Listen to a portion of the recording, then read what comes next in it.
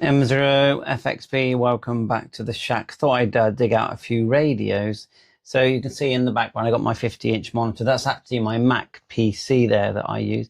But generally I use Windows that you can just see just here in the background. And I highly recommend that if you're using a Mac or an iPhone that you get yourself a Windows PC or laptop and also an Android phone, just a budget Android phone, because many of the apps and functions that we need use those devices. So it's like a hobby item. It's like buying a radio. Just you can buy Windows PCs in the UK here now. People have put them on Facebook Marketplace for about £60.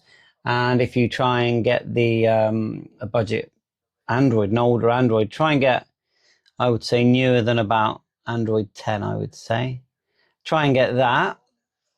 But otherwise, we've got here a couple of gadgets that I've been tinkering with. One is the new iRadio UV98. I've got the GPS model as well. But most of us went out and bought this. I put the Radtel firmware on there. And because of it, I can have CB band on the A and on the B, VHF, UHF. And if you press the bottom button here, this one here, it goes into what we call HF mode, and then you start using the receive antenna in the middle, and then the cover for that just pulls off. It's like, it looks like a knob, but it's not a knob.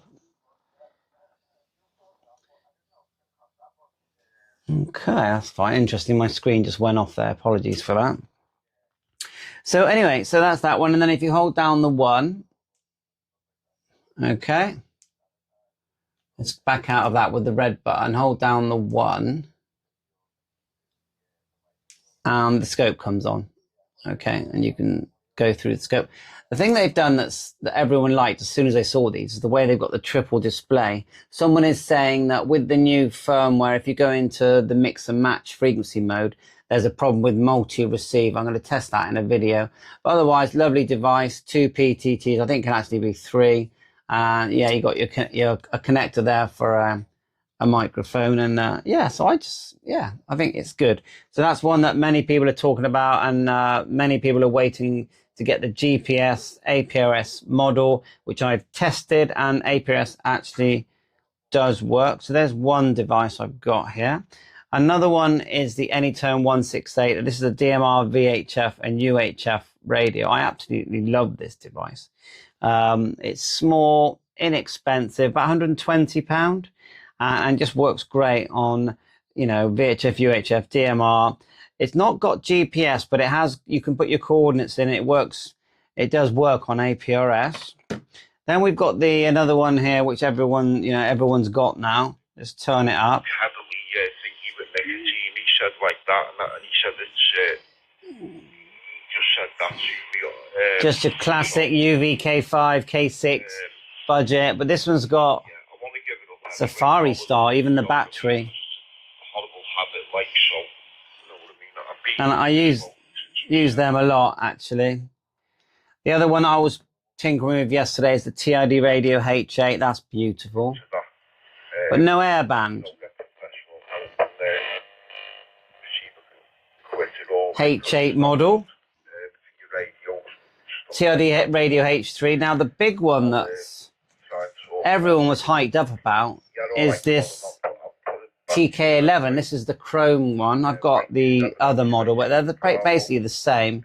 It's a UV-K5. It's a super duper UV-K5, and it has HF bands, and you can literally just type in the frequency for HF.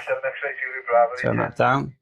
Type in the frequency for HF, and you're on there, and it even does CB. So a lot of people have been interested in these.